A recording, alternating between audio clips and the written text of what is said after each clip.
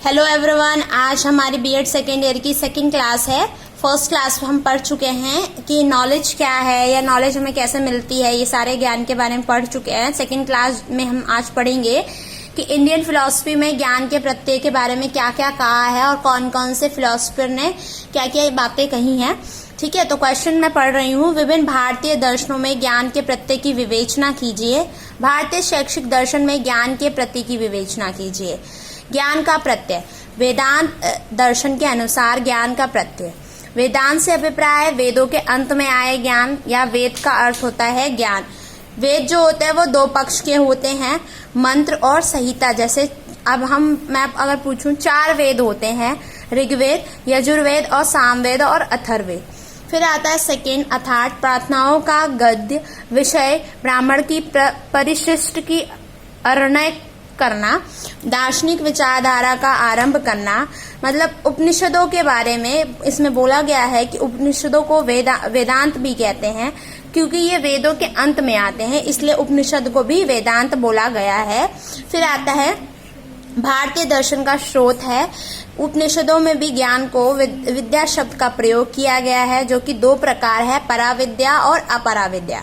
पराविद्या जो वो होती है जो आत्मा और ज्ञान से प्राप्त होती है, जो मनुष्य की पराविद्या है, जो हमें हमारे मोक्ष से प्राप्त होती है। सेकंड अपराविद्या वो होती है जो कि हमारे दृश्यमान और विश्व और आत्मा को धारण करने, हमारे शरीर से संबंधित होती है। उपनिषदों के अनुसार ज्ञान की अवधारणाएं पढ़ेंगे अब, जिसमें इसमें 3 पॉइंट दिए गए हैं। स्वप्रत्यय व अध्यापक की सहायता। ज्ञान स्वप्रत्यय निरंतर प्रत्यय से प्राप्त किया जाता है, और परंतु अध्यापक की सहायता ज्ञान प्राप्त करने में एक आधार होता है।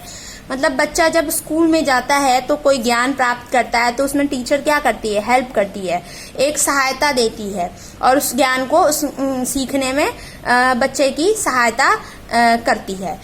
ये वो वाला ज्ञान है। सेकंड आता है व्यक्तिगत विधि। इस ज्ञान में जो बात की गई है, व्यक्तिगत की बात की गई है, जिसमें छात्र अपनी आवश्यकताओं, क्षमताओं, योग्यताओं के अनुसार अपनी गति से ज्ञान को प्राप्त करता है। ठीक है, तो फिर थर्ड आता है हमारा जो ज्ञान है वो, तो इसमें बताया गया है ज्ञान की प्रकृति अमुक्त है। ठीक है, आत्म अनुभूति की प्राप्ति की जाती है इस ज्ञान में।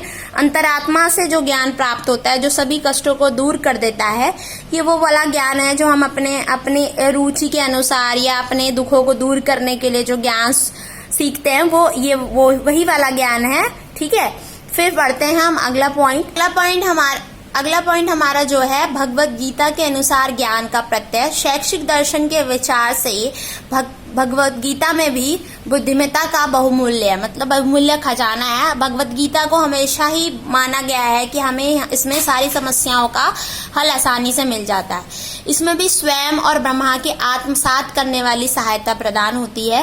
गीता ने भी 2 प्रकार के ज्ञान दिए गए हैं, जिसमें पराविद्या होती है और अपराविद्या होती है, जिसके अंतर्गत हम भौतिक ब्रह्मांड का ज्ञान प्राप्त करते हैं। ये कहा जा सकता है जो सिद्ध ज्ञान होता है, जो बदला नहीं जा सकता। जैसे भौतिक ज्ञान वे शिक्षा है जो कि शरीर, मन और इंद्रियों द्वारा प्राप्त की जाती है, और जल, पृथ्वी, वायु, अग्नि, इन सारे के द्वारा ये साधन के रूप में उसमें प्रयोग किए जाते हैं।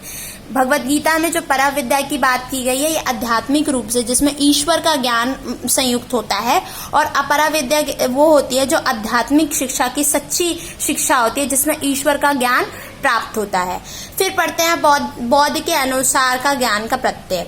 बौद्ध ने क्या कहा है? बौद्ध भी वेदांत की तरह ही अज्ञानता को दूर करने की बात करता है। बौद्ध ने ये बोला है कि अगर हमें अज्ञानता को दूर कर दिया जाए तो सारे जो कष्ट हैं वो हमारे दूर हो जाएंगे, और हमारे सारे जो जितने भी समस्याएं हैं वो बहुत आसानी से समाधान या उसकी समस्या के हल मिल सकते हैं। उन्होंने इस पर जोर दिया है। उन्होंने 4 प्रकार के ज्ञान की बात की है: शब्द ज्ञान, शिल्पकारिता ज्ञान, चिकित्सा शिक्षा और आध्यात्मिक शिक्षा। शब्द ज्ञान वो होता है जिसमें व्याकरण ज्ञान शामिल होता है। फिर आता है शिल्पकारिता ज्ञान, जिसमें शिल्प, उद्योग, अन्य सारी कलाएं सम्मिलित होती हैं। चिकित्सा ज्ञान वो होता है जिसमें हम दवाई, सर्जरी, मनोवैज्ञानिक ज्ञान सम्मिलित होता है। फोर्थ ज्ञान वो होता है जिसमें बौद्धिक मत अध्ययन की ज्ञान प्राप्त होता है, जिसमें भगवान के बारे में, अपने जीवन के बारे में जो ज्ञान प्राप्त होता है वो वाला ज्ञान होता है। ओके,